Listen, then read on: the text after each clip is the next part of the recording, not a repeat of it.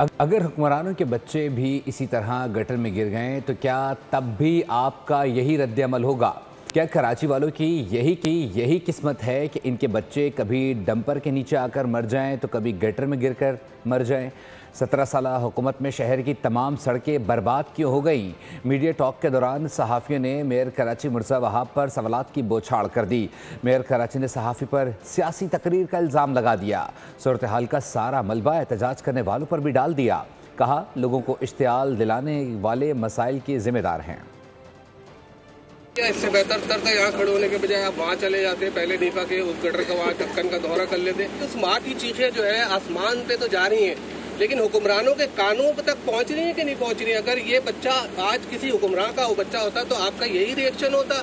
आप लोगों को नींद कैसे आती है हमारी ये समझ में नहीं आता। एक अदालत, अल्लाह की भी अदालत है आसमान के ऊपर, आपको कभी होता है कि वहाँ जाके भी जो जवाब देना है? 17 साल से पीपल्स पार्टी इस शहर पे हुकूमत कर रही है, शहर की सड़कों को खंडर बना के रख दिया है। इस शहर के बच्चों का यही नसीब रह गया है कि वो डंपर के नीचे आके नालों में गिर के और मैदानों में गिर के मरते रहे। आप लोग इस वक्त सोशल मीडिया पर ट्रेंड है गटर का ढक्कन, मुर्तज़ा वहाब इस्तीफा दो। आपको होता है कि इस्तीफा दे दें आप इसके ऊपर? अगर आप सवाल पर फोकस करते और तकरीर नहीं करते तो ज़्यादा बेहतर होता। आप कहते हैं कि किसी हुक्मरान के कान में ये बात गई, तो मैं हुक्मरान का हिस्सा हूँ, हुकूमत का हिस्सा हूँ और ख़ुद आया हूँ।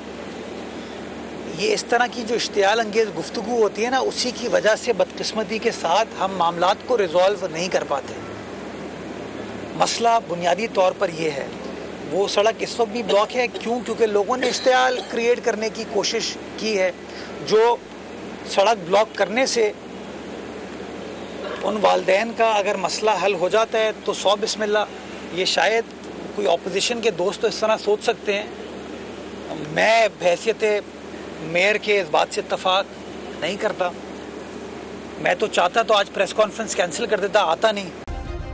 सब्सक्राइब करें और बेल दबाएं ताकि कोई खबर रह न जाए।